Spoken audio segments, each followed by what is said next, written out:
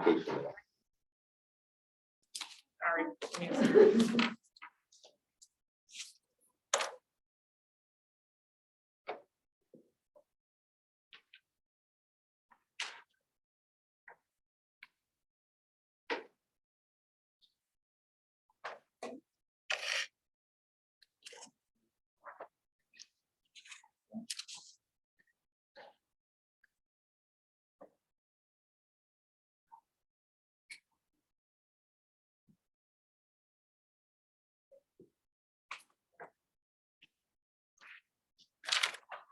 Okay, could everyone please stand for the flag? I pledge Allegiance to the flag of the United States of America and to the republic for which it stands, one nation, under God, indivisible, with liberty and justice for all. Everyone? Are there any changes to the agenda? Yes, board members, there are two changes to start with. Under 10A, there is a printed appointment for a Jade Chuddy. We're going to remove that from the agenda. There's no concern with the individual. There's just some paperwork issues that we just need to clear up to make sure we follow process. And there is an addition of an executive session, a very, very brief executive session for a matter of 2 personnel items. And then we will reconvene.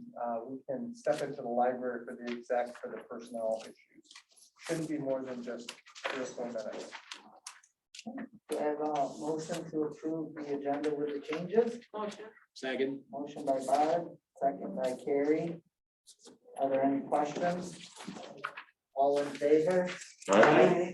Opposed? Abstained? Motion carried. And we'll step behind us into the library and then be back. See. Yes, you do. How about that? Person. Yes. We're going now or? We just need a motion. Motion. Second. Motion by Carrie, second by Dale. All in favor? Aye. Opposed? Motion carried.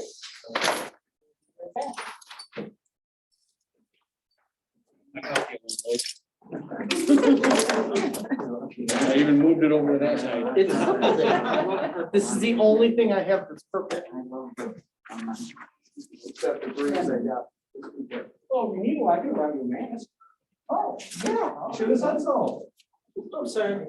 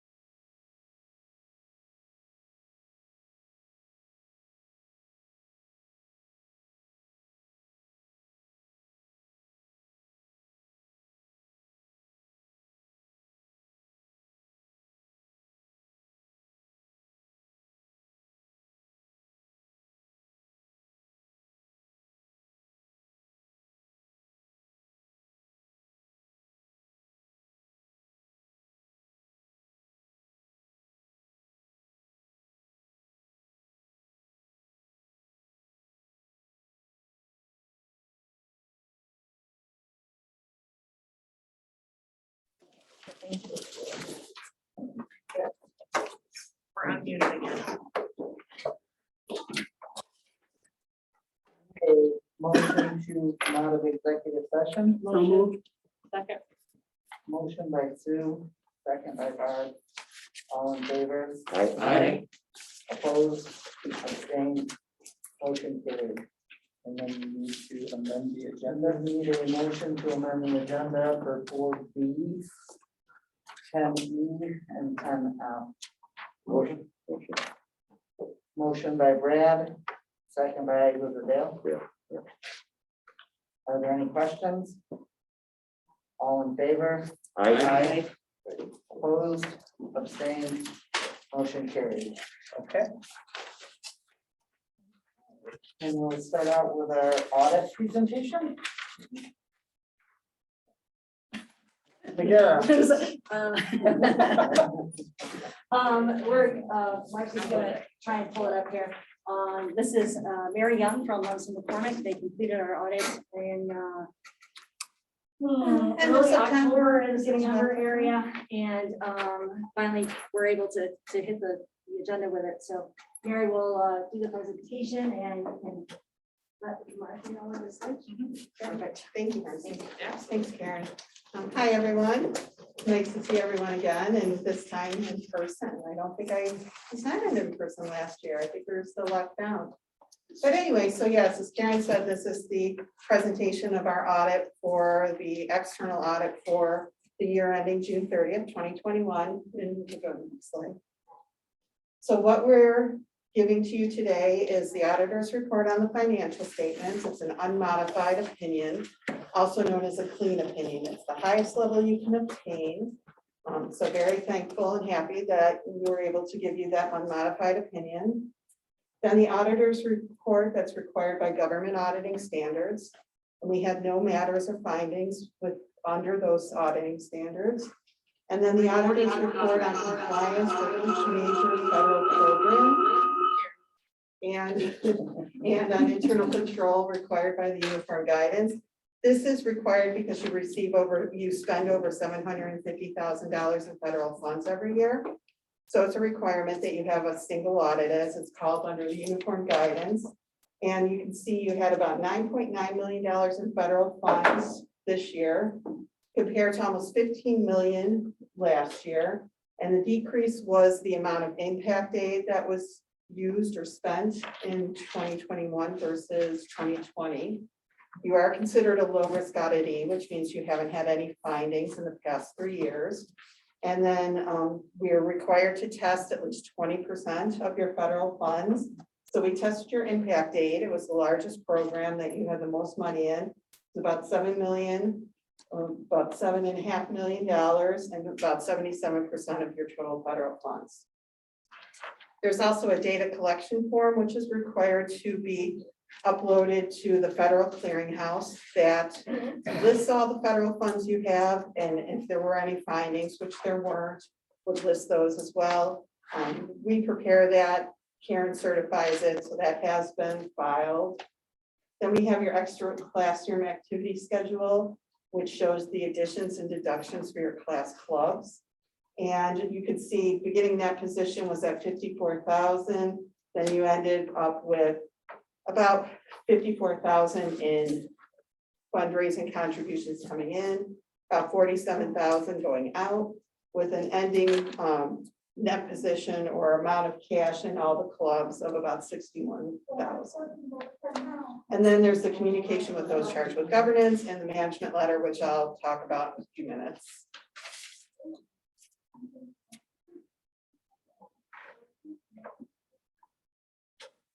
There we go. So this next slide is a summary of funds. So this shows all of your fund balance for all of your different funds, comparing it year to year. So your general fund, you can see your fund balance increased by about $12.5 million, going from 21 million to 33.5 million. Most of that is in your unassigned fund balance. The board, as you know, you have a plan you vote on every year on how you're going to use your reserves and how you're going to fund your reserves. So any of the uses or any of the changes that you can see here are all based on that board action that you would have taken last year. And so then the remaining funds that you have, your net income, ends up going into your unassigned fund balance. Then you have your capital projects fund balance. You can see there was a decrease in fund balance there. That's really just a function of your capital project expenditures.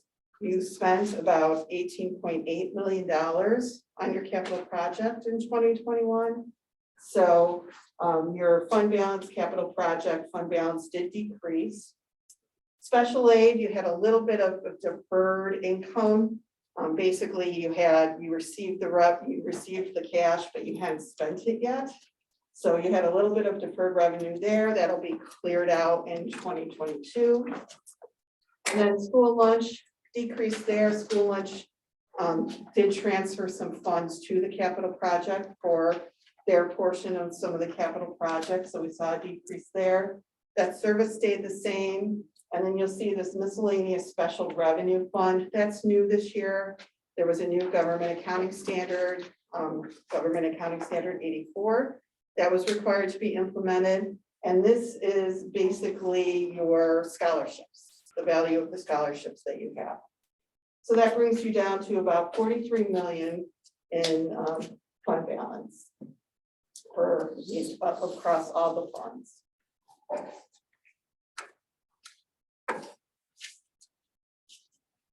Okay, so now we're taking a look at your general fund revenue. You can see you had about $52 million in revenue in 2021 compared to 44 million in 2020. And that's about an 18% increase. State aid did decrease. And the reason for that is you received less building aid in 2021 than you had in 2020. Federal aid was pretty consistent use, about the same on the general fund side. You had about the same amount of impact aid that was recognized and used. And then there was about $300,000 of CARES Act money because of COVID-19. Property taxes is always consistent, but the big increase you can see is in this other category. It's almost $20 million. And that's Native American tuition that you were waiting to receive and use, and it was a couple of years worth, and that all came in 2021. So you're able to recognize that as revenue. So that was really the big reason for that increase in revenue.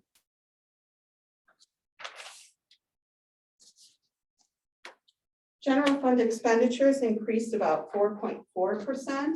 So looking at an 18% increase in revenue, but only a 4.4% increase in expenditures.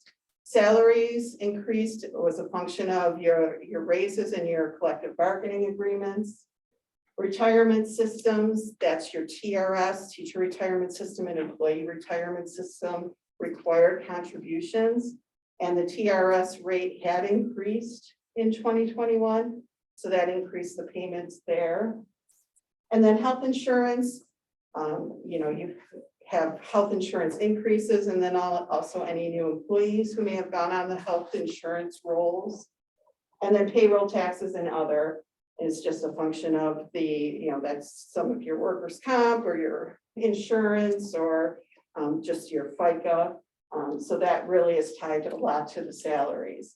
Overall, your salaries and employee benefits was 64% of your total expenditures.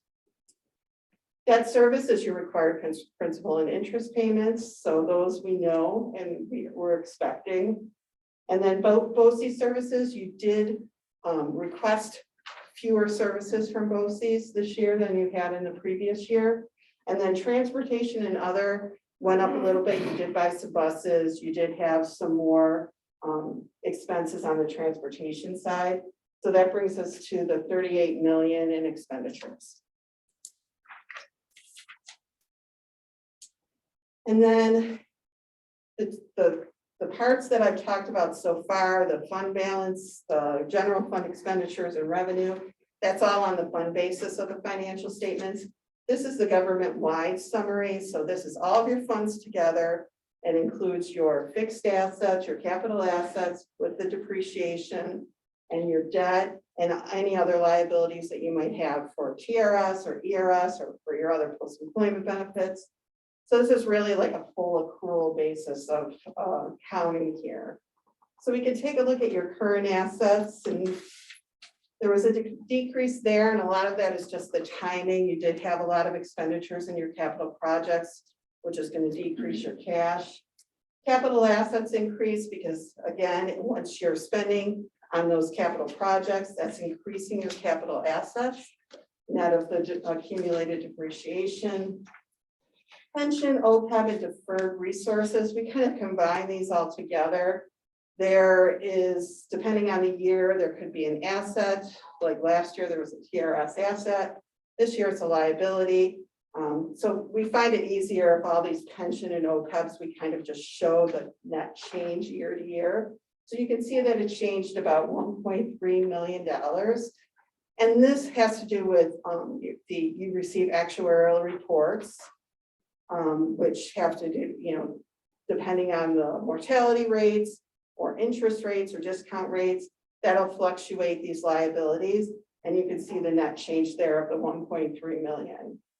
Long-term liabilities, that's just a function of the principal payments you made on your debt. And then other liabilities, the increase there has to do with the deferred impact aid that you have. So that'll be recognized as revenue within the next year or two. Brings us down to a net position of $131 million, most of which is your fixed assets, your buildings, your construction projects, equipment, all of those things. And then at the bottom there is a reconciliation from the government fund side to the government-wide side. So we start out with $4.4 million net loss, and then we adjust for the capital assets, long-term debt, Native American tuition, which is recognized depending on the year, and then also your pension and OPEB, which brings us down to a change in that position of $2.2 million of net income. And then this page is basically just the words that I just said. It's just the summary of the page. So that's easy. Communication with those charged with governance. This is a required report that we have.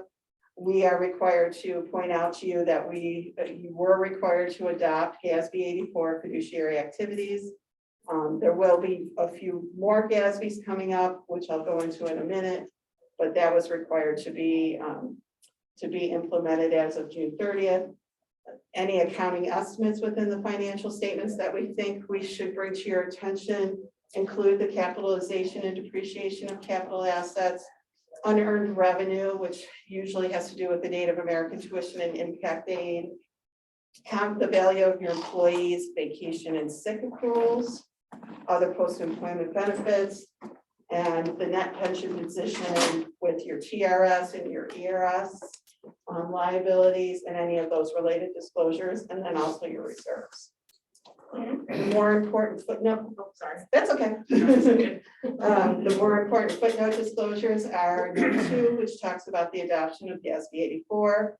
Note 7, which is a listing of your debt and your long-term liabilities. Note 8 is about pension plans, the TRS and ERS pension plans. Note 9 is other post-employment benefits. Those two notes are probably about 7 or 8 pages long, so that could be a little bit of a snooze. And then note 12 is risks and uncertainties. That's something we put in all of our financial statements, just basically pointing out COVID-19 and some of the uncertainties that could come from that. We didn't have any difficulties performing the audit. Any adjustments that we had have been made. We didn't have any disagreements with management. Management provided to us a management representation letter that's required under the audit. There were no consultations with other independent accountants, and there weren't any other findings or issues to note. And then lastly is the management letter. There are no material weaknesses. This letter is recommendations that we have that come from the audit, and there were no material weaknesses, which is wonderful. That basically means that And at no point did we think that the financial statements were materially misstated in any way associated with any of your internal control procedures. Current year comments and observations, we're required to point out that your unassigned fund balance is over 4% of the next budget.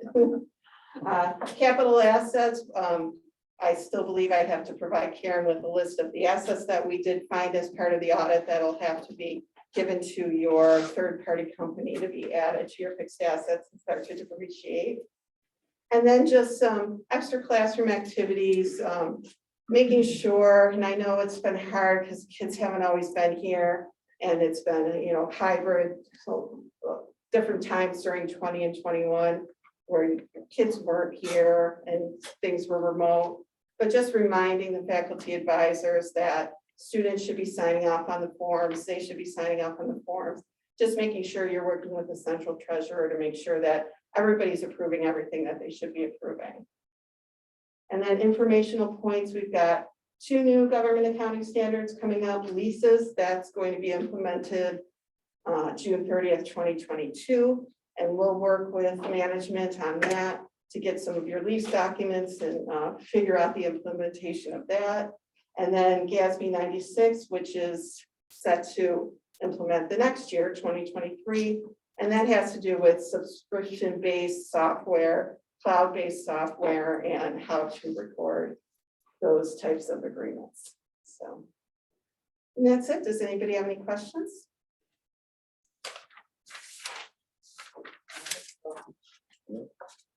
Thank you, Mary. Thank you. Thanks. Thanks, everyone. And, Thank you. okay, next we'll move on to the school safety reopening. All right, thank you very much. The district continues to work with the county health department to monitor and adjust our practices depending upon the circumstances that arise. The past 6 days, Salamanca has been instructing remotely due to an increase in the number of positive and quarantined staff and students. The number of affected individuals peaked at 113 on November 5th. That was a more than double the number of students and staff that were quarantined or tested positive in the period of a week. So that was alarming and caused us concern. As of tomorrow, that number of affected individuals drops to 45. Given that decline, it is the intent of the district to return to in-person instruction tomorrow. A couple of weeks ago, we began publishing information about the number of individuals in the district that are positive with COVID or are quarantined. This information can be found on our website. As of today, this has been placed in a more prominent position right on the front page of the website, and I'll show you everybody where that is. Additionally, after a recent phone call that I'll share that I had with a grandparent today of a 2nd grader, she expressed concern over the availability of information of positive student and staff and quarantine student and staff. She made the point that they needed to have more discrete information in a timely manner so that they could ensure the safety of their children. So with that, we've determined that we're going to be communicating every new case of COVID with all of the district's parents and employees. So that information will be broken out by building, so caregivers will have access to the most current information possible. And what that will look like is that around 12 or 1 o'clock each day, we will send out a communication to our staff as well as to our parents, indicating by building if an individual in that particular building has tested positive with COVID. That way we can have more transparent information that will be available to the entire school community so that people can make positive decisions and better decisions that are good for their families. So just where that information can be found, I'm just going to show you right here. So this should be our home page. There we go. And now scroll down, you'll see the COVID dashboard is one of our gray buttons. If I select the gray dashboard, you'll see a location where you can find the latest and greatest information. And then right down below here, you will find, if you select the particular week, the number of quarantined individuals and positive individuals on that particular week. The goal here is to ensure that the community knows that we're not trying to hide any information. This information is available to everyone. We use it. We believe we do a good job of making decisions to ensure the safety of everyone. But many times individuals have circumstances that they need to see the information for themselves. And we want to make sure that we are fully transparent and can provide that. So Mark, does that mean that, if you're gonna start sending out the call every day to update, you're just gonna do it by building, not by grade level? Correct. So one of the concerns is the privacy. Okay. And we don't want people sort of going on a witch hunt to see who it was and what happened. Our anticipation is that, let's say we have a student or I'm gonna call it a community member, somebody a prospect, could be an adult, could be a student, who we are informed at 10 o'clock tomorrow tested positive. A communication will go out about 1 o'clock if there's somebody at the transportation department or someone at Seneca that also tested positive. It'll all be in one communication. It'll go out, it will say, as of today, here's your COVID update. One individual at Prospect has tested positive for COVID. They were last on campus, whatever day they were last on campus. Contact tracing has begun through our school district as well as the county. If you have not been contacted by the end of the day, then you are not affected by this. We cannot provide any additional information due to privacy protection. If you want additional resources, you can click on this link. So then, does that mean that the link for the website will be updated too, so that it'll show by building? Well, that's a good question. So one of the reasons that we're going to do it a little bit, I think we're going to keep the website the way it is, because that gives us a different sort of trend data. If I keep getting, every other day, a message that one more person, another person, I sort of lose track of what that means. The website data takes a sort of a snapshot of every Friday. Okay. And that's how we ended up identifying, really, we sort of had this feeling like, oh, these numbers are going up. But when we looked at the aggregate in chunks, we could see a better trend. So by presenting the data in a sort of every single day, this is what we've got. And then an aggregate by week, we have the same data, but presented in different formats so we can identify trends a little bit better. Okay. Makes sense. So Mark, can I just ask you to pull up the website again? I just Absolutely. had a question that in looking at this dozens of times, a new question popped up. So I think I just want to ask it. So pull up any of the November 8th or 12th. Okay, so number of quarantine individuals, my far vision is better. It looks like 43. That was 43, And correct? then positive individuals are 21. Am I correct in assuming that those 21 positive individuals are in the 43 quarantine? No. Okay, So those are, they're dichotomous. So positive individuals are in one category, quarantine or another. okay. The positive are not in the quarantine section. So then, in other words, we have 63 individuals, 64, sorry. Or there we go. I can't do math. Right. So we have 64 community members of our school district Correct. that would normally be here on any given day or any given week that are impacted by COVID. Right. So that they cannot be in school Correct. or in our buildings. Correct. Gotcha. Okay, that, I just wanted to clarify. And that could also mean student or staff. Correct. Right. And we think it's important to sort of keep them together because it is a community spread. It's not, if I separate staff members out, this isn't just going to go to staff members. We need to look at everybody in this particular section. We need to look at everybody together. Thank you, Mark. Are the quarantine individuals a result of the positive individuals in the school, or are they? Great question. Not necessarily. So a quarantine individual could be somebody who possibly had contact on a bus or in a classroom. It could also be an individual who's positive, who is vaccinated but has symptoms. So there go several days of, we don't know what the story is with this person. So the general rule is don't come to work sick. So in the event that we have somebody who is vaccinated, has come in contact with somebody or is sick, they likely go into that quarantine category for several days until they either test out or until they're not sick. So we place individuals in that quarantined category almost a little bit proactively. We're not waiting for the county, or we would, they'll be out of quarantine before we get informed that they should have been in it. Yeah. So we're fortunate in that we can be a little bit more proactive. And we've worked with the staff members so that they self quarantine for that time period until they get the information back. So they'll go into that, I'm gonna call it a bucket for this point in time, immediately. And we're still not, if someone gets it, a teacher or something, they still get paid. That is correct. It doesn't go out of their sick time. That's a good question. So depending upon the circumstances, it may depend on,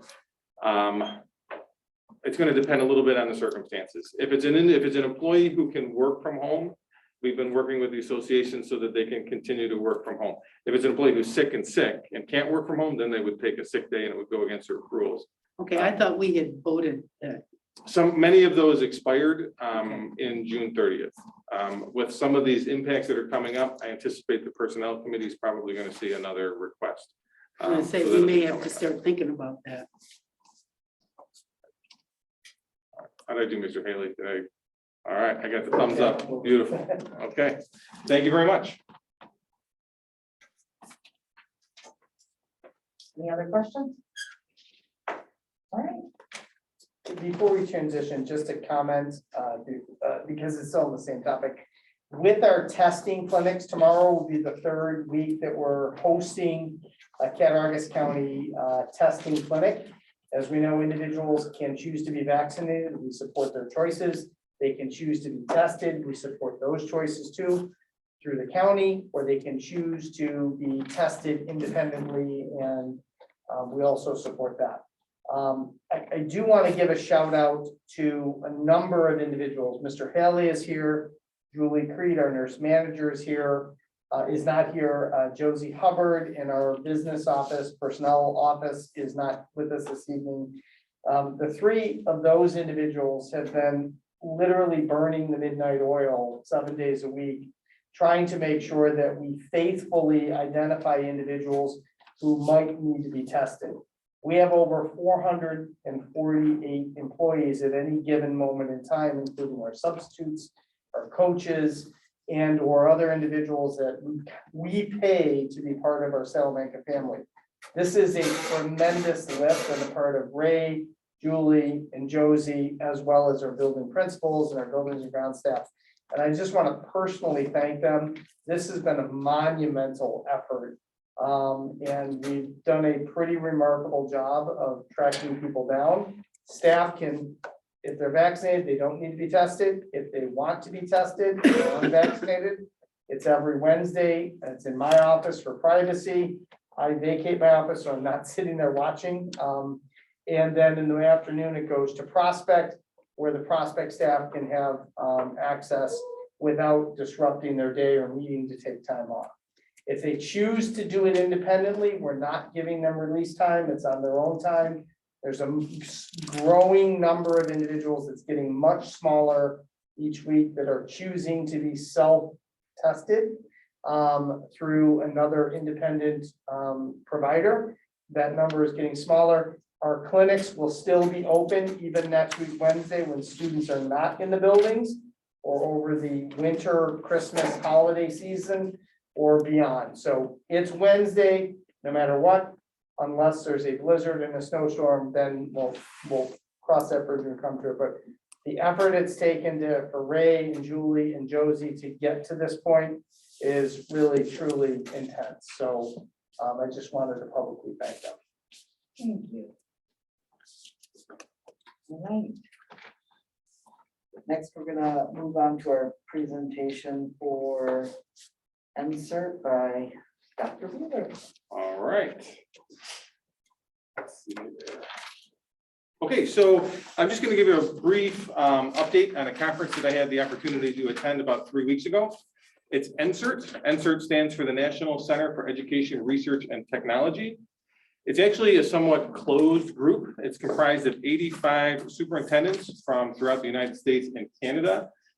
They also collaborate with a small group of corporate leaders who are in the education sector. The group really focuses on contemporary issues in education and is really focused on essentially the CEO level of leadership. It's a little bit different in the sense of many conferences that educators attend. Membership to NCERT means that you have the opportunity to attend. Essentially, your membership is 3 conferences, one in the spring, summer, and then another in the fall. This one a few weeks ago, last month, was the fall workshop. It's a 3-day workshop, and when I say it's a bit of a different model, many times when educators go to a conference, there's a whole bunch of sessions, and you go in mass and you pick the session that you go to when you sit through this. This is organized in a much more collaborative nature, meaning you're all in one room. The presenters come in and talk to you, and you actually have assigned tables. The tables each periodically throughout the day are rotated, so you're working with different partners, and they start you on the first day with people that are perhaps from New York State, and then by the 3rd day, you're working with people who could be from Canada, other parts of the country, so that you can build relationships throughout the organization. This year, the summer and the fall here has been focused on diversity, culturally responsive leadership, and communication. So the topics are very timely and very applicable to what is facing an administrator at that particular moment that's going on. So the most recent NCERT, which was last month, as I said, these are some of the topics that were presented. The artistry of diversity, managing mental health needs, creating better teachers and leaders, implementation barriers to the restorative justice practice model, an equity blueprint for action, communicating in a time of polarization, behavior science to help families with kids, and culturally responsive leadership. Now, of all of these, you have different ones resonate with you at different points in time. I'm just going to share some of the experience that I had while I was there. The one that resonated the most with me was the culturally responsive leadership. This was presented to us by Dr. Shiraki Holly from Los Angeles. He started as an educator and then moved into a professor role. He runs an organization that's actually across the United States on culturally responsive classrooms. And I'm just going to share some of the information that I sort of had as a takeaway.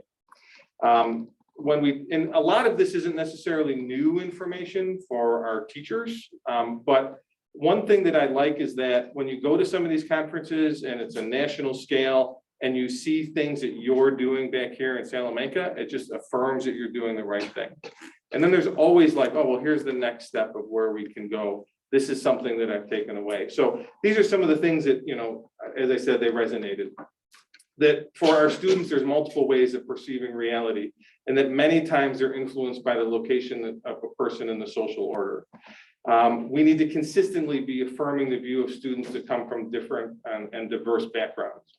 A culturally responsive educator sees him or herself as both responsible for, but also able to make change in the educational system so that we can be responsive to all students. We know how learners construct knowledge. We know about the lives of the students. And I think in Salamanca, we do a pretty good job of that. We can always do better. But one thing that we know is the importance of understanding and building relationships with students.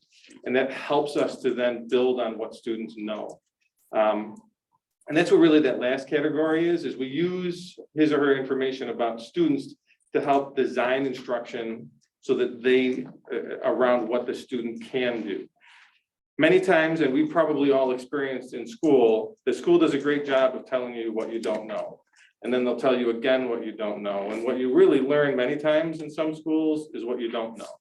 You aren't always learning what you do know. And then that information can be built upon. So when we talk about being a culturally responsive educator, we're building on success and we're building on relationships with our students and what we know with them.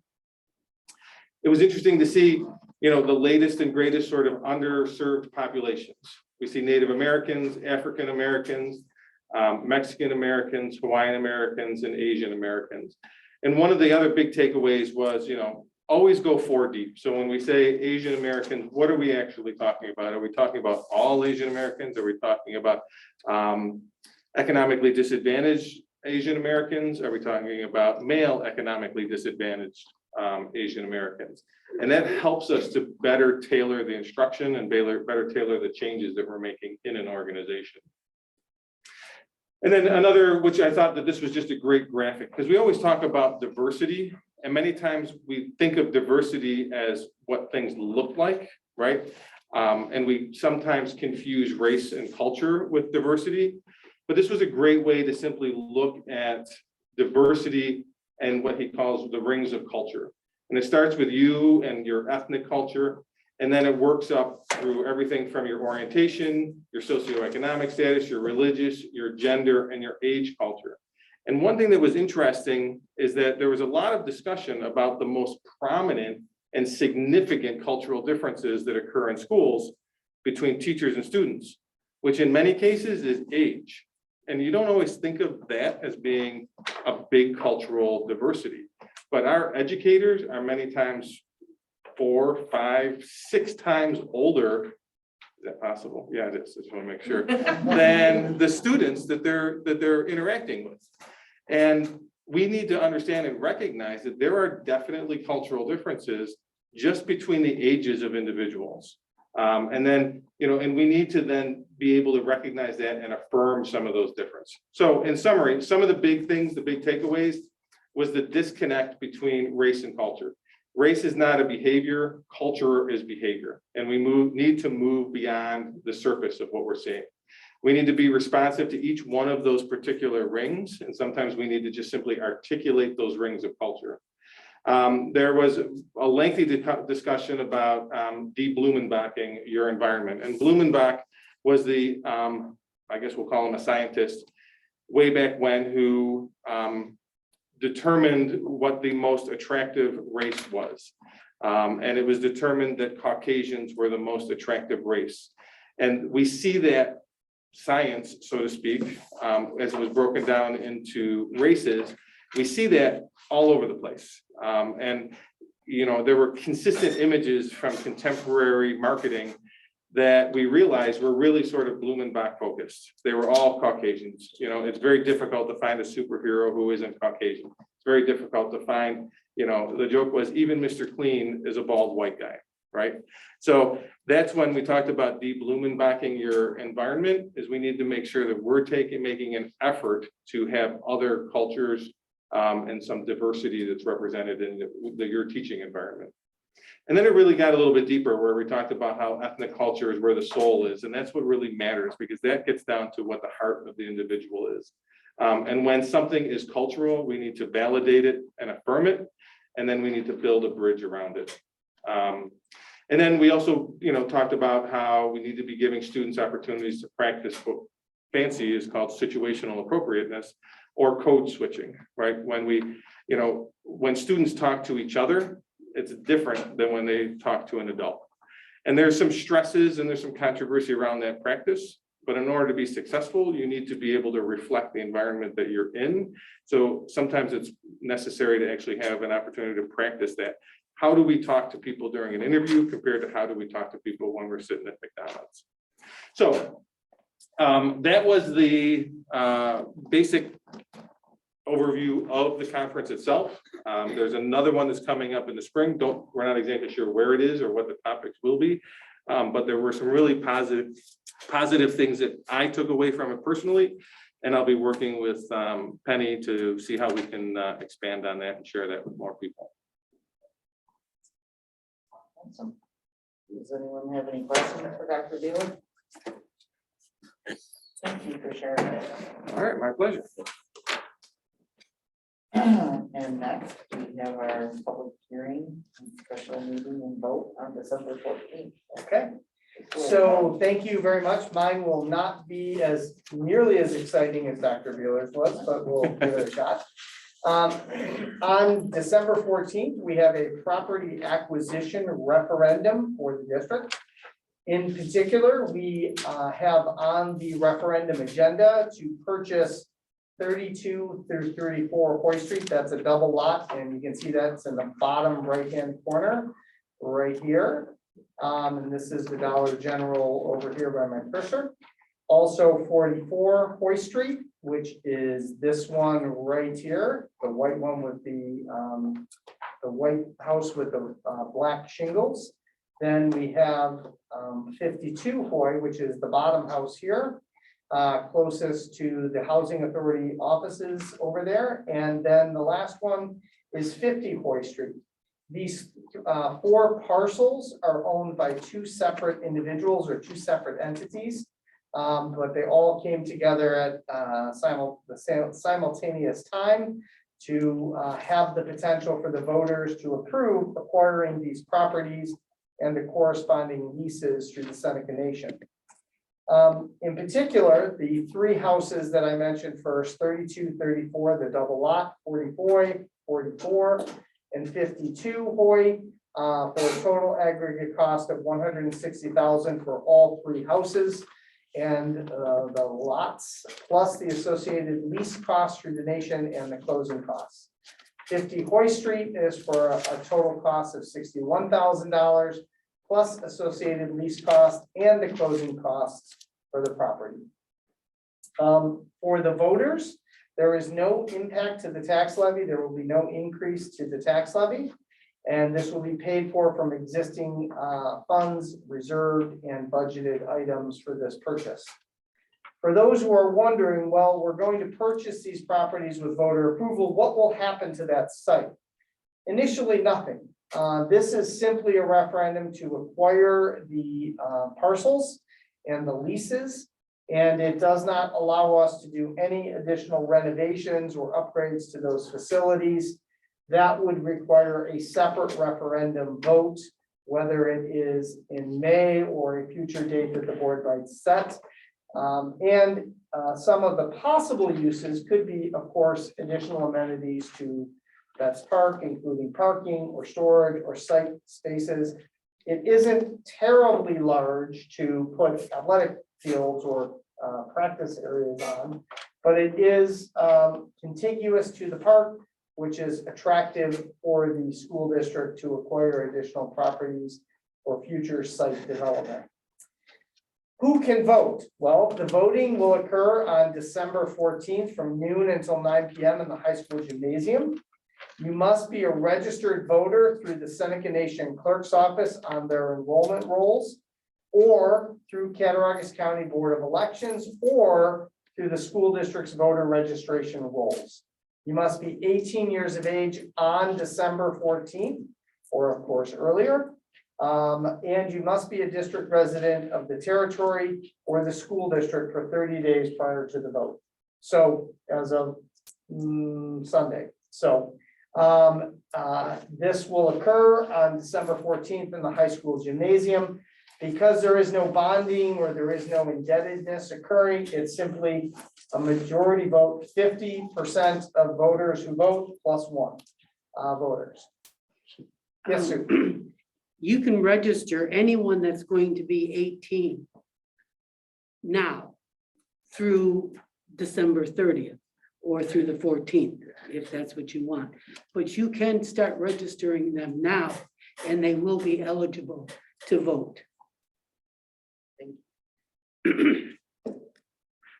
So get your registration forms out there. Yes. And that's it. It's a pretty straightforward referendum. We're going to purchase 4 parcels plus the leases from the Seneca Nation and enter into a 40-40 lease with the nation. And then we'll go from there with voter approval. Any questions? Dr. Beeler? The big question, how much will this raise taxes? 0, 0, 0. It will not impact the levy. Said that. Just reminding everybody. Any other questions? Okay. Let's move on to Title 6. Do you have anyone here from Title 6? We did. Are they? Oh, they were. They Yeah. were online, they are no longer online. Perhaps they disconnected, but we'll keep a close eye to see if, I think it was Jerry Jimerson and Sharon Ray had signed on. Oh, okay. Do we have any other public? Thank you, Bob. We do not. Okay. So we will move on to the central office message. Karen, do you have anything to share with us tonight? Yeah, two things. Due to increased numbers, et cetera, we're going to delay our community dinner. That was going to be scheduled for December 2nd, so we'll do that in the spring sometime. And then secondly, we are delaying also, we were going to have corn soup and some fry bread for kids this month, but with everything going on right now, we're gonna delay that as well. And then I was bummed to hear that a couple of the bison actually didn't make it from out west out to here for the delivery, so to speak, on Saturday. So that's devastating, but it's still something in the works that we want to do for our kids, and we will eventually once things calm down a little bit. That's all. All right. Anyone have any questions for Karen? All right, we'll move on to Dr. Beeler. Just a quick one. This is a request for anyone who's watching to spread the word that we are looking for substitute teachers. You do not need to be a certified teacher to be a substitute. It's a great way to work with terrific educators and a wonderful group of students. It is not like on TV. You will not get stuck in a room with a bunch of crazy teenagers, okay? Our students are respectful. Our substitutes really enjoy their time that's here. If you are interested, know of anyone who is interested, please visit our website. All the information that you need is right there. Thank you. All right. Does anyone have any questions for Dr. Beeler? We'll move on to our board message. Dale, you want to start us out tonight? Sure. I just want to remind everybody to remain vigilant against this COVID-19. It's really been taking hold again in our community. And if you look at the numbers, Cattaraugus County is at the top of the list for the state right now, as far as daily infection rates and the 7-day average. Just be vigilant, pay attention to symptoms. If you have symptoms, stay home. If your child has symptoms, stay home, get tested. That's the only way we're ever going to make it through this. Good advice, Dale. Thank you. Barb? I agree with Dale. That's a good message, and stay safe, everybody. It's not, COVID doesn't sound like it's something anybody wants to go through. So I agree with Dale. Thank you. Brad? I just have a question for Mr. Haley. Regarding my current situation, I know there's a lot of families going through this right now. There's like a heavy chest cold going through with the kids. For example, my kids went and got tested, no COVID. Doctor says they're not contagious, but this cold is lasting for going on 8-9 days now. They're moving around, they start coughing. So people just tell them to stay home. I don't know if that's what we want to tell parents or. I mean, from what the professionals say, when this thing all started, if you have an underlying condition, then you can come to school as long as it's documented by a doctor. So in that kind of case, I think you would be all right with that. We know it's not COVID, they tested positive, it's something else. But I think the main message we were trying to get out when we started putting some posts out there is there were just too many people sending their kids to school sick. And I No, I know understand that that. all I these, just wondered. the flu, the cold, and corona has the same symptoms, so it's tough, but just that you got a running, you don't know how many times I heard somebody that tested positive say, oh, I just thought it was my allergy. I mean, a million times. So just people that, with the runny noses and the headaches and stuff, if you lose your taste of smell or taste and smell, stay home for sure. My son's got a sinus infection with it. He's got a running nose and everything else. So basically, if you have documentation that you are negative for COVID, but you still have symptoms, you're okay to attend. Well, yeah, if you went to a doctor and the doctor said, hey, this is RSV, when your symptoms subside, You can come to school. And I would definitely communicate with the nurses. I know that they're talking with physicians and primary care doctors and even specialists on a very regular basis for individuals or families. And I think that that communication piece is helpful. Because as my doctor says, people still get sick during a pandemic.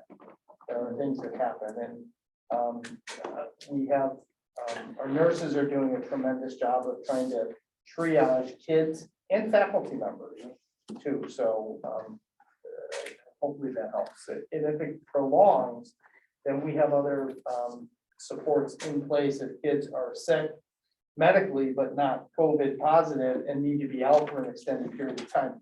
I think the key too is if they're sick, are they able to participate, or do they just need to focus in on getting better?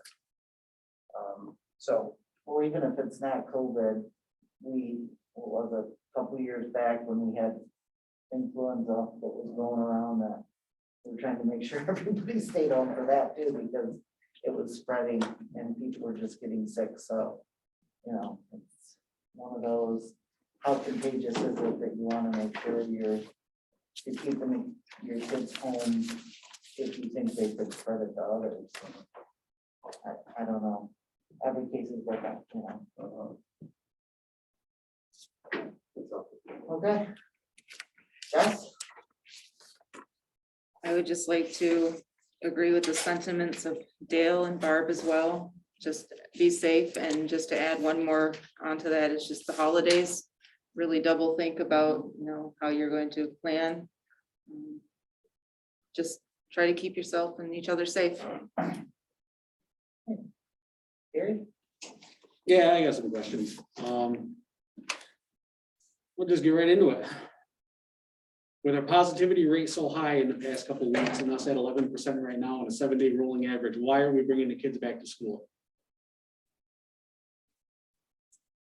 several factors. One, our numbers are trending in a much better direction. I think we need to keep mindful that the majority of our students and our staff are doing what we're asking of them. And it's a tough call, just like any closing.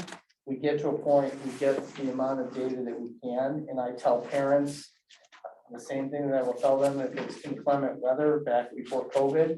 If you think I get it wrong, then keep your kids home and they won't be penalized for attendance.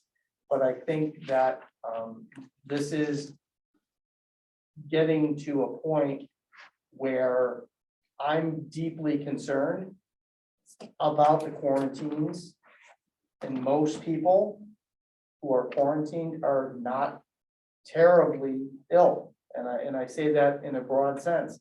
We have far fewer individuals that are gravely ill compared to this time last year. That's a factor. And I'm concerned, and part of the reason why we went remote was I wasn't comfortable saying that we could safely open with the number of transportation staff and other personnel to run key operations.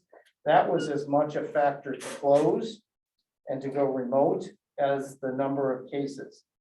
Mark gave some data as a number. We're down like almost a third of what that was 2 weeks ago. I won't kid you, I struggled with it, and Mark and Ray can tell you I was ready to pull the trigger, but the numbers were such that I felt as though that we wanted to have kids back. That could change tomorrow, and if it does, then we'll pivot again. There are lots of districts doing the remote virtual two-step here, coming in, going back. Ellicottville was closed, Port Hill's closed, Rwanda is now closed. They weren't last week or the week before. It seems as though the numbers are bouncing.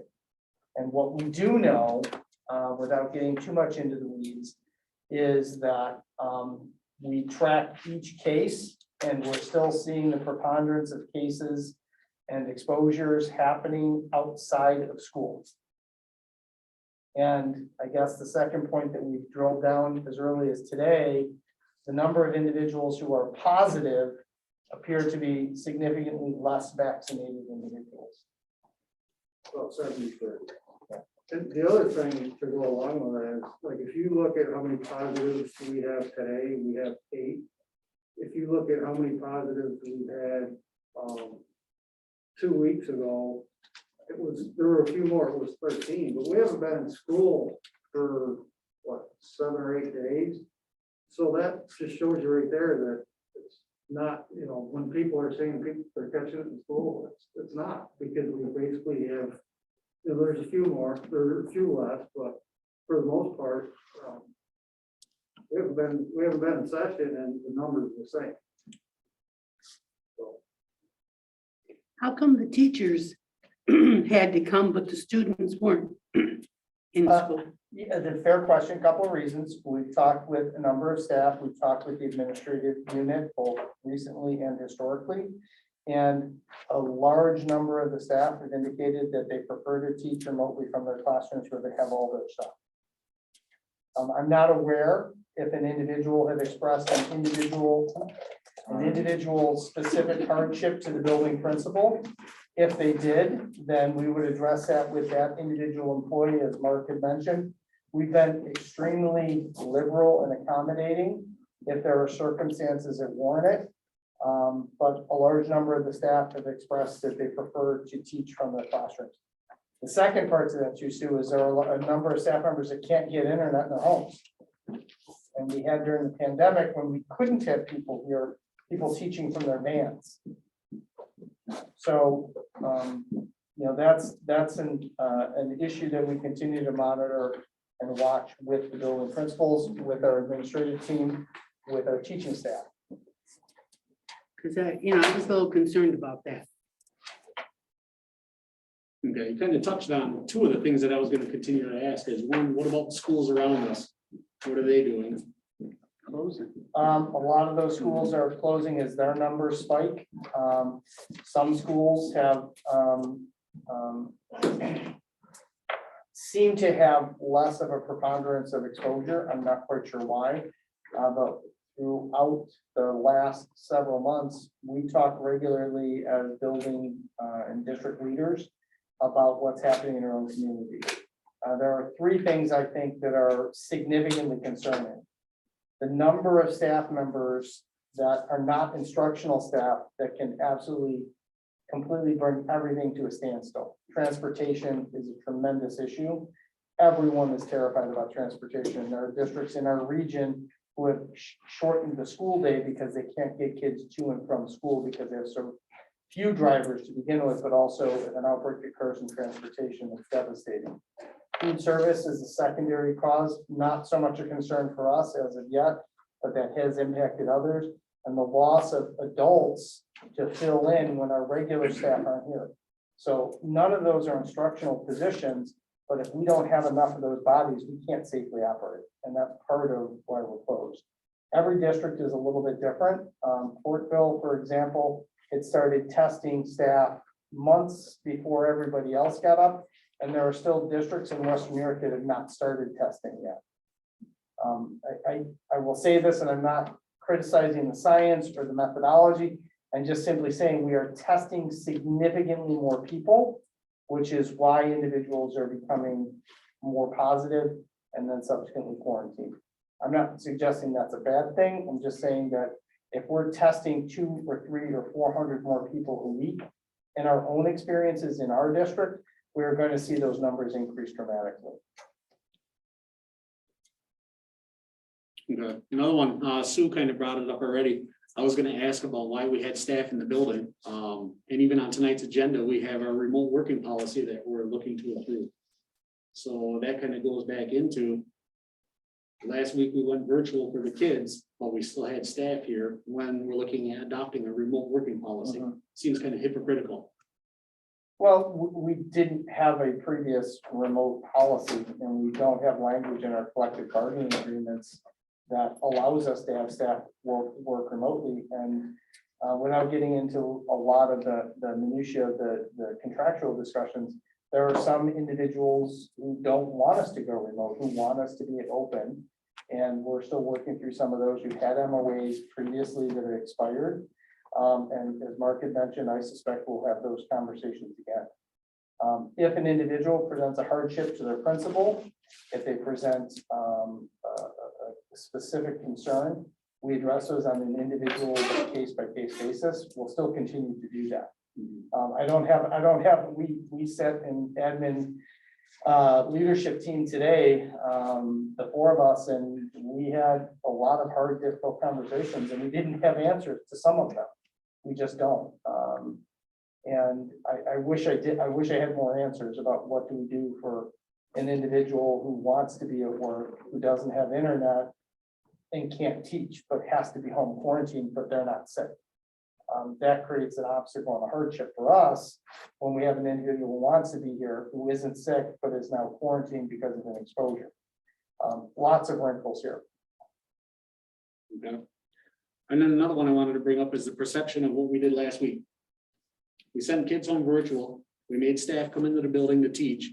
And then us as a board and admin team went virtual with our board meeting. I just like to criticize ourselves for showing poor leadership and poor judgment with that. And I take blame in that too.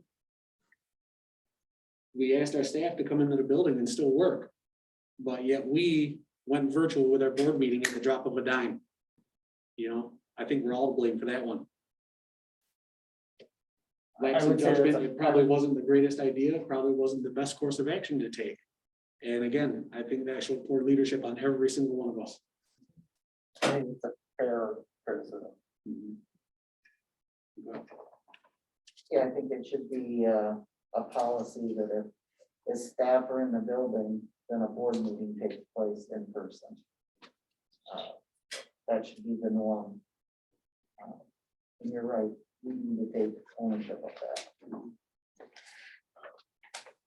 I would just mention that this right here is significantly different than a teacher walking in a door to the side, going into their room and never seeing another human being in person for the entire day.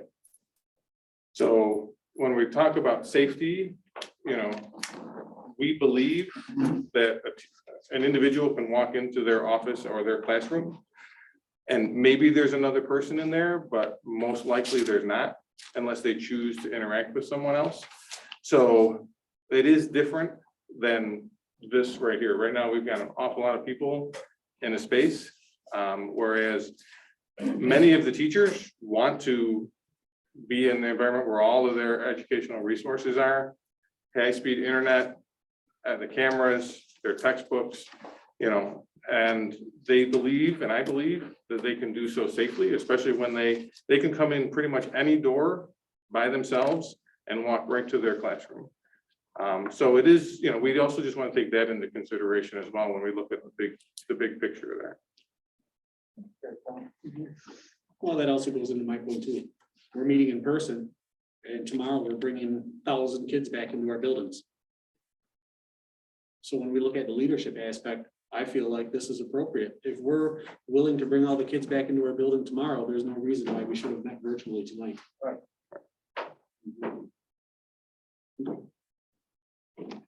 Agreed. Other than those questions, I just wanted to say, you know, this is a pretty difficult time. Everything we do is going to meet criticism every which way. There's no right or wrong. Everybody's doing everything they can to make the best of this situation. And it's never going to be proper for every single person out there. You know, it's damned if you do, damned if you don't. It really is. And we all got to remember that this isn't the situation that we all wanted. This situation was forced upon us and we're trying to make the best of it. So mistakes are going to happen every single day. Well, I think what we need to do as leadership is definitely learn from it and improve on it and try to do better every single day. That's all I wanted to comment. I agree. Sue, I skipped right over you. Do you have Yeah, anything I to talked with what I wanted to say. I just want to make sure. I'd just like to say, there is a clinic at the casino for anybody that wants to get their first dose of Pfizer, second dose of Moderna. I think they also have the J&J and they also have boosters. That's Thursday. You can sign up by going to catco.org. So if anybody out there needs to get a booster, especially with the That's holidays. through the county? It is. Yeah. It's a county-run clinic. There's no fee, there's no cost to it, so, encourage anybody that's looking to get vaccinated, that's an opportunity. There were spots available last night and this morning, so, don't feel like it might be all booked up. I know there are other places in the county that are hosting also, but, if you're looking to get your vaccination, please keep that in mind too. The holidays are coming up, so just as everybody said, make sure you're safe and think about what you're doing, so that everybody is safe around you. 'Cause we don't want to close schools. I know I've heard from a lot of parents, especially when we were closed down, when is the school gonna reopen? They want their kids in school, and we want kids in school as long as they're safe. And that's the main thing, is everybody being safe. So appreciate everybody's comments. There's also a vaccination, regular school on the 18th for the 5 to 11. Oh, perfect. Thank you. Yeah, everything's on Cat County website. So feel free to go and look it up and attend the clinic if that's your choosing. All right, I will stop and let Bob take over here. So we have Sharon Ray and looks like Jerry Jimerson on there, I think. And I'm gonna yield some of my time to our Title VI representatives to have the floor. Now I scan out Salamanca Board of Education members and those in attendance.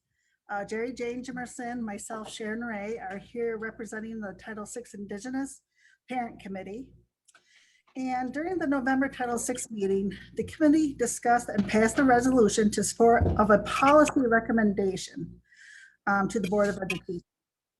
The specific policy issue is to apply policy 7420 when considering permitting Title VI 506 eligible students to be able to attend Title VI funded educational opportunities like college and career visits. The policy recognizes as part of the educational process and to assist students in further their education and vocational opportunities. This may involve arrangements to visit colleges and universities or to participate in other relevant educational experiences as may be determined by the Board of Education and the administration. Now for your careful consideration of our request. Okay, Thank you. thanks for sharing. Okay, and requesting. So from here, We'll take a look at that. We'll, Mark and I had a conversation about that earlier today. And we'll take a look at that and then we'll talk, I'm assuming that's predominantly a high school and Seneca issue, not a lot of college visits coming out of the primary building, but maybe one day. And we'll take a look at that and then we'll report back. okay. Okay. I'll keep my comments brief. Just as a notation, my wardrobe is not particularly robust with purple, but today is Purple Day for honoring Indigenous Persons Week. Tomorrow, I believe, is orange for, help me, Mr. Spicer, missing in every child matters. Thank you. I was on the tip of my tongue. So, and as a student's return, orange is the color of the day for Wednesday. I do want to, once again, just reaffirm my appreciation to our administrators and our leaders in the district and our supervisors. I agree, this is an unprecedented time where we thought it was bad and complicated last year. It is seemingly more challenging and more complicated this year. And I want to thank our leadership team for all of their efforts to just keep things moving. And I'm looking forward to seeing students in the building again tomorrow. Hopefully that will continue. Our vaccination testing clinic, not vaccination, excuse me. Our testing clinic is tomorrow, as it is every Wednesday, whether students or staff are in session. And it will be open during the Thanksgiving and Christmas recess and any other school holiday on Wednesdays. And my last notation is, I do also want to recognize our transportation and our food service staff. When we shut down, we think, okay, buses aren't really rolling and food service is kind of shut down, but we're still feeding kids and we are still busing students, particularly out of district students, to our vocational programs, or out of district special education programs, and delivering food and supplies and materials as needed. So our non-certificated staff, our civil service warriors are really the engine and the fuel that keeps us moving. If they go down, we go down. So we need to make sure that they're healthy and they're safe and that we're thanking them for doing tremendous job, because it's absolutely essential to operations, as well as our teaching staff, too, as always. Thank you. Then we'll move on to our consent agenda. And we need a motion to approve the items on the consent agenda.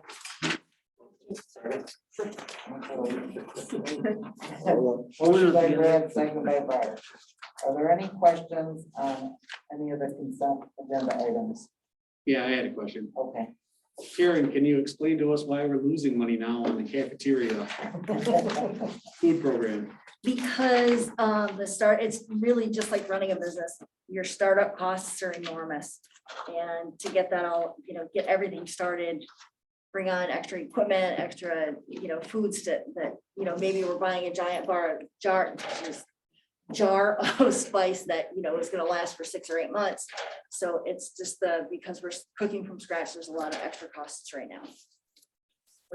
You had talked in finance before about we should be breaking even or gaining a profit in cafeteria again. We should be breaking even. Yeah, I'm hoping that it happens within the next couple of years.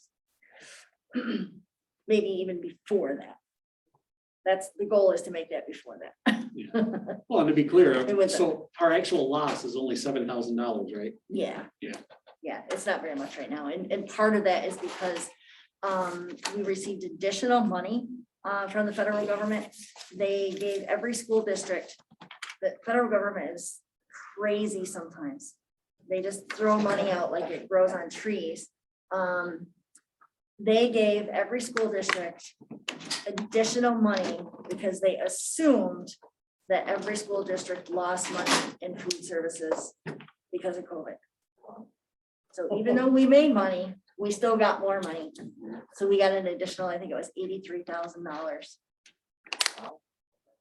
Don't tell them the difference. Oh, it wasn't just us. It was a lot of schools that had, actually, done okay, and still got more money. I have one more question now that we're in the cafeteria. What happened to Pizza Fridays? My little one misses Pizza Fridays.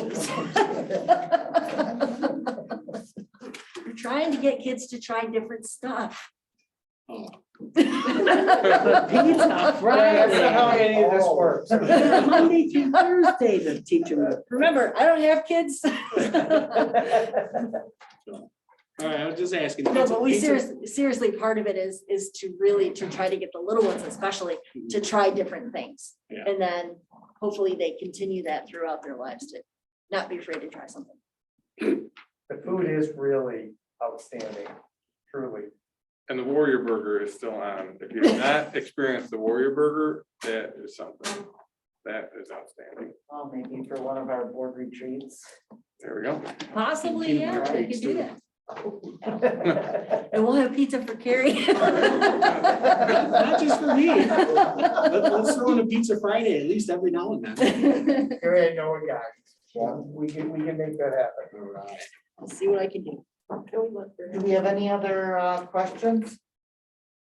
Comments? All right, so we got a motion by Brad, second by Barb. All in favor? Aye. Opposed? Abstained? Motion carried. Under our old business, we have our policy 6160, 6570, and 7150. So we need a motion to approve those policies. Motion. Second. Motion by Carrie, second by Dale. Are there any questions on any of the policies? No question, just a comment. Okay. Now that we officially approved the policy, let's look at actually using it if need be. And I'm referring specifically to remote work. Okay. Duly noted. So we've got a motion by Carrie, second by Dale. All in favor? Aye. Opposed? Abstained? Motion carried. Item 9, under new business is our acceptance of our June 30th, 2021 audit and corrective action plan. So we need a motion to approve the audit. and Motion. corrective action plan. Motion by Barb, Second. second by Carrie. Are there any questions on any of the audit items or corrective plan? So we got a motion by Barb, second by Carrie. All in favor? Aye. Opposed, abstained, motion carried. Item B is our budget development calendar for 2021 and 2022. So we need a motion to approve that calendar. That's actually wrong. Is that? The wording in the action should be 22, 23. Oh, geez. We should be Oh, yeah, working that on this makes year's sense, budget yeah. now. Yeah. Yeah. We don't want to work Yeah. on this year's budget. now. Yeah, that's a typo. Thank you. Yep. Say the attachment, right? Yeah.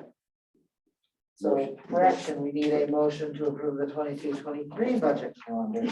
So moved. Second. Motion by Sue, second by Dale. Yeah. Any questions on the calendar? All in favor? Aye. Aye. Opposed? Abstained? Motion carried. Item C is our standard workday.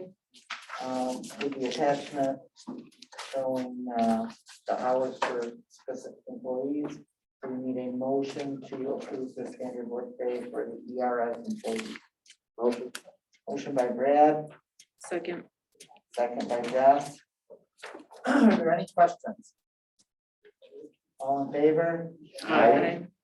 Opposed? Abstained? Motion carried. Item D, we have items to just, for, we need to declare surplus. So we need a motion to declare the item surplus or listed above. Motion. So, second. Motion by Dale, second by Sue. Are there any questions on anything, any of the items? All in favor? Aye. Opposed, abstained, motion carried. Item E is our substitute custodian rates. So the substitute custodian rate will be minimum wage plus 50 cents, so we need a motion to approve the rate. Motion. Motion by Sue, Second. second by Barb. Are there any questions? All in favor? Aye. Opposed, abstained, motion carried. And item F is our stipends for detention, elementary virtual classrooms, elementary virtual exploratory, Salamanca agriculture and maker, incentive for coordinators and teachers. So we need a motion to approve those stipends. I have a question. Okay. Well, I just want to know, is this for the whole year or just this half year? Per semester? I didn't see that. I saw it now. Yeah, okay. So we need a motion to approve the stipends. Motion. Motion by Dan, Second. second by Grant. Are there any questions? Your question was answered to you. Yep. understand? Okay. All in favor? Aye. Aye.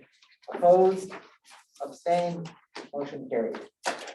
G, to create some positions. 4 12-month cleaners, 3 full-time bus drivers, 1 step program academic liaison, and 1 step program project advisor. We need a motion to approve the creation of those positions. Motion. Second. Motion by Jess, second by Dale. Are there any questions on the new positions? Just to note, number 3 and 4 on the list are grant funded through SUNY Fredonia. That's the clarification. Can I ask a question? Yep. Does that mean that SUNY Fredonia is paying that and they're not our employees? They're very likely our employees and they will reimburse us. I believe that's how it's. Yeah. Go through. Any other questions? And we've got a motion by Jess, second by Dale, all in favor. Aye. Opposed, abstained, motion carried. Item 8 is the certification for school taxes and the tax collector's report. We need a motion to approve the certification and report. Second. Motion by Brad, second by Dale.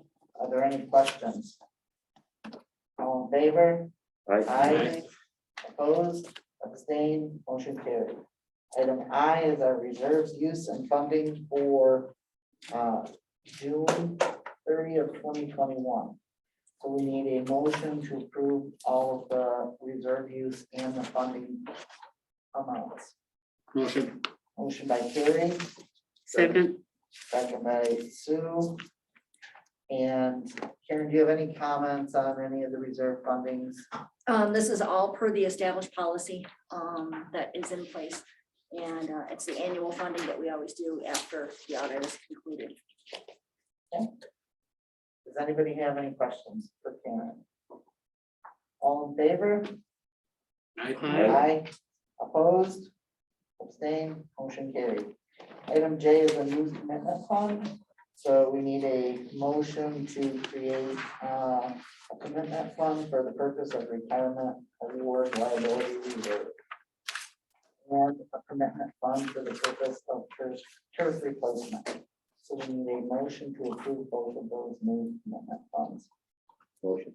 Second. By Dale, second by Carrie. Are there any questions on any of these commitment funds? Okay. Motion by Dale, second by Carrie, all in favor? Aye. Opposed, abstained, motion carried. Item 10 is our personnel consent agenda.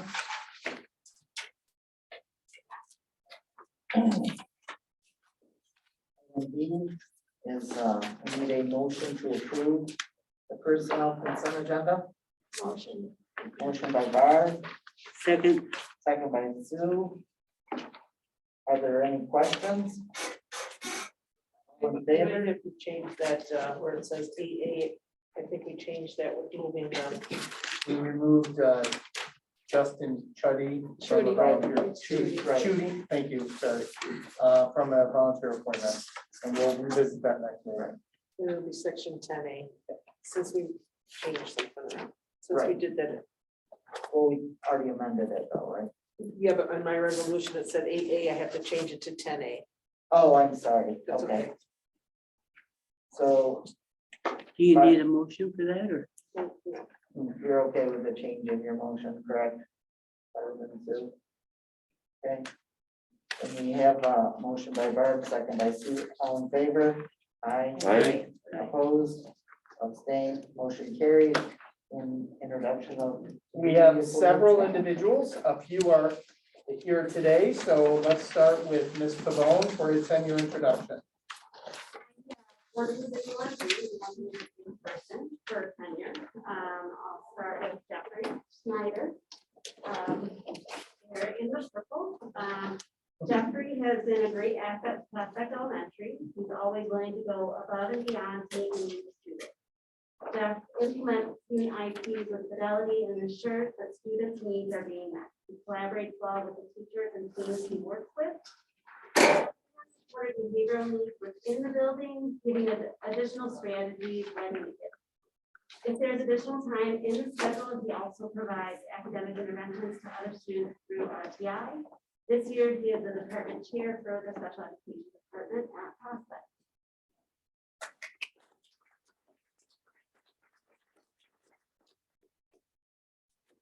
And then on to, I have Erica Divka. Erica is in the 4th year of teaching at Salamanca School. Over the past 4 years, she has done a good job of implementing new initiatives and instructional strategies. Erica works hard with her students to help them reach their fullest potential. Erica keeps consistent routines in her classroom and maximizes instructional time. Her technology knowledge has supported not only her classroom, but her team of scholars. During her tenure years, Erica did spend some time teaching at Seneca as well as being at Thank you, Erica. Bieber. I think Mr. Brady is on Zoom. Correct. So Mr. Brady, I find him to be very dedicated to physical fitness as well as social and emotional needs of our students. He always takes initiative to collaborate with colleagues and has our students' best interest at heart. Mr. Brady has enthusiasm for physical education with a strong knowledge of design for instruction. He can adapt to situations quickly. He has patience and strong interpersonal skills. Mr. Brady's passion for teaching and Salamanca students definitely does not go unnoticed. Thank you, Scott. Mr. Siebert, I see that you're on Zoom. Are you able to dial in for your tenure recommendations? Certainly, I have Mallory, correct? Is she there? Yes. So it does give me great pleasure to introduce Mallory Ferrucci. She is an integral, valuable part of our math department and the Salamanca High School. She is a caring, compassionate, dedicated educator who has built great relationships with students, staff, and parents. Mrs. Ferrucci is a very creative, energetic, and dynamic teacher. Her passion and energy for teaching gravitates students to her room and engages them in her lessons. Students will spend lunch and study halls with Mrs. Ferrucci. Mrs. Ferrucci has also taken on numerous leadership roles as class advisor, and you can always see her in pep assemblies taking part in different activities. She's also regularly in attendance at many of our extracurricular activities. And the one thing that you'll notice about Miss Ferrucci is her laugh. You can hear it a mile away, and we absolutely love that. So very, very happy that Mrs. Ferrucci is up for tenure and very happy that she's going to receive tenure.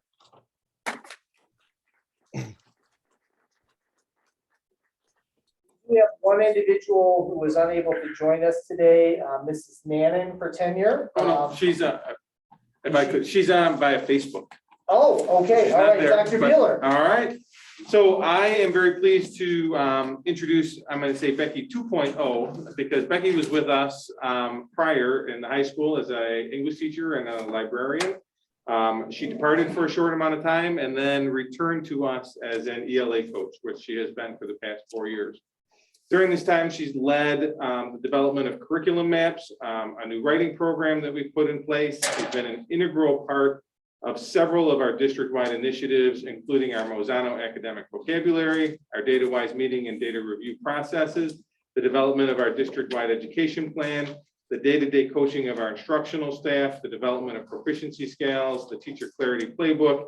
She has been an integral and absolutely essential part to our transition to NWEA assessment administration and the training that goes along with that. And specifically when I talked about writing with Step Up to Writing. She is one of our go-to coaches when there's something that needs to get done in the district. She is highly organized. She's not afraid to tell me when I'm wrong and need to be doing something different. And I really respect that, or respect that. Her ability to simplify tasks and deliver high quality professional development is absolutely outstanding. Most importantly though, she works exceptionally well with our teachers. She is always focused on what's best for the students and is deeply respected by all of the staff members here in Salamanca.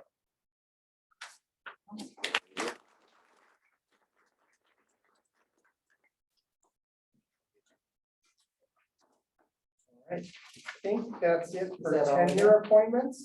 We do have two individuals. It looks like one may have dropped off the Zoom, but Mara Stokes is being elevated to a tenure status position, having completed her library certification at Seneca Intermediate School. Mara, congratulations on your continued pursuit of your academic credentials. We are grateful that you are continuing to be part of our Warrior family, as well as Danielle Pascarella, who completed her teacher assistant credentials. And Danielle is a teacher assistant at the high school within our special education program. And I know from being in those classrooms that she is an integral part of that academic curriculum for some of our students who do have some academic needs. So congratulations to all of our Warrior staff members for continuing to demonstrate that your personal education is important to you, and we very much appreciate your continued professionalism.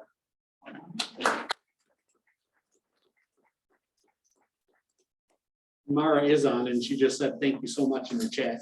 Okay. Congratulations to everyone.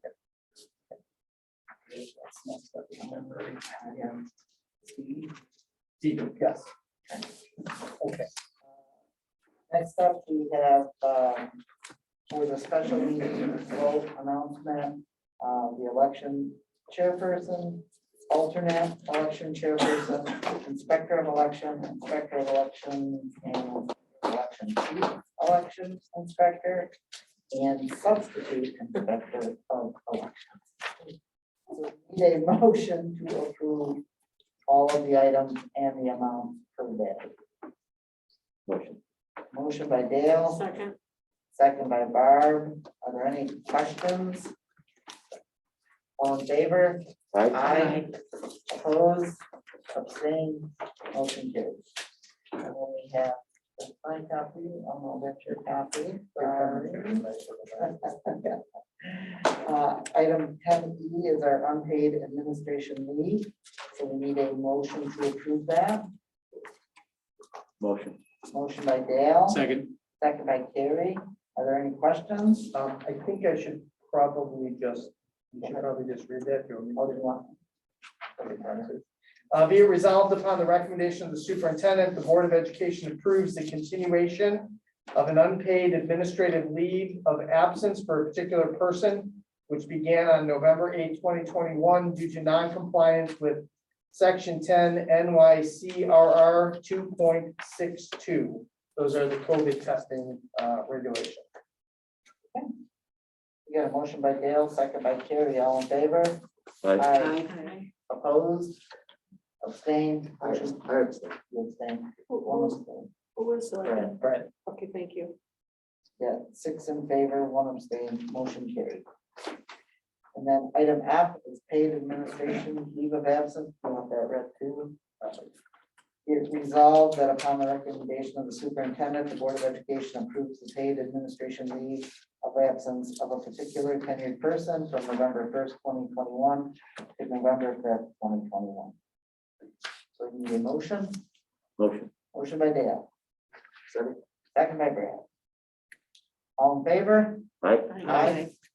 Opposed? One opposed. 1 opposed. Abstain? Yeah, 6 in favor, 1 opposed, motion carried. Next, we have our board information and reports. Now, skip through to upcoming events. So December 7th will be our next Board of Education meeting. Again, December 14th is our vote. Please, everybody come out and vote. We do have an executive session scheduled, but we're not going to take any formal action. So stick around. So we need a motion to go into executive session. Motion. Motion by Barb, Second. second by Brad. All in favor? For a particular position. And for purpose of that, it will be to appointment of a particular position. Okay, all in favor? Aye. Opposed, abstained, motion carried. Thank you, everybody, for coming tonight. We will be meeting in here, so thank you for coming. I'm gonna pass these around if you would, the tax fund collected